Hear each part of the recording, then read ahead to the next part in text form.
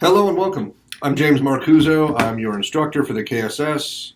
We're going to talk a bit about Chapter 1 from Michael Sandel's Justice. You have access to this first chapter in your required readings. Sandel's chapters tend to be dense but not overly complicated. He'll offer you several examples of real-world events, and then he'll explain how philosophy feeds into or helps us to understand the different positions within those real-world scenarios. So, we have three in Chapter 1 that we start off with. There is the Hurricane Charlie and price gouging. There is whether or not mental or emotional damage, like PTSD, should be awarded the Purple Heart. There is a discussion about the bailouts around 2010 because of the toxic debt housing crisis scenario. There is a discussion about the runaway trolley, which is a sort of philosophy or law school hypothetical about choosing who dies and who lives when the decision is thrust upon you. There's no way that you can get out of it. You have to make a choice. It's a philosophical game, I suppose. There's a discussion about Marcus Luttrell, Special Forces, U.S.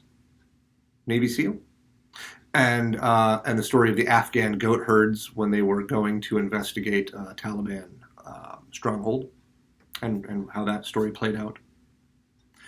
And all of these little stories, just in this one chapter, but in all the subsequent chapters, are meant to help us understand concepts of justice, fairness, equality, welfare, as in the general welfare and not in redistributive wealth, consent, honor, freedom to choose, autonomy. All of these ideas are going to be discussed under the auspice of the concept of justice. What is a just society? Something to understand, something to note, is that over the years, our understanding of what the role of the government is has changed. In ancient civilizations, certainly in Greece, but later than that as well, the idea that the government was meant to obviously impose rules, impose stability, but also in the Greek version, right, under Aristotle's assumptions,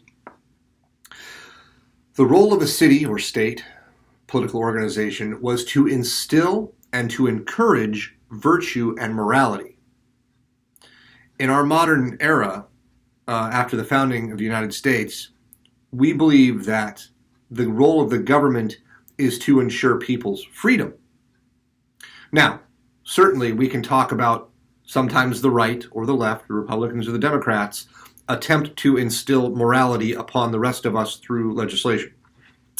And there's always a big debate about it as well. So consider when you're assessing all these ideas of fairness and justice and agreements and who gets what and why should they deserve it, and who deserves honor, what is the role of the individual in society, how should individuals interact, what is the role of government, how should the government relate to the individual, and vice versa. This is going to be all underlying the discussions that we have.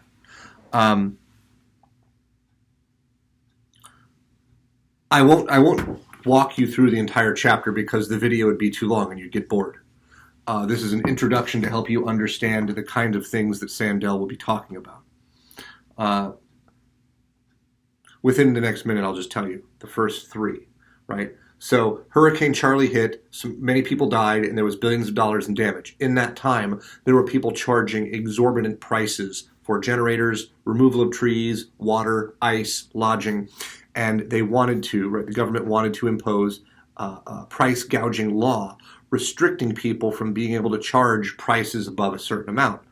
But the alternative argument is, well, prices aren't sacred, and the whole point of a market economy is that a thing has value in the context that you buy it. So if you buy a bottle of water in the middle of winter in Omaha, Nebraska, it's probably worth $1.50. But if you buy a bottle of water on the edge of the scorching desert in the middle of summer, it might have a greater value and you might have to pay more money for it. Because the circumstances have a huge impact on what a value of a thing is.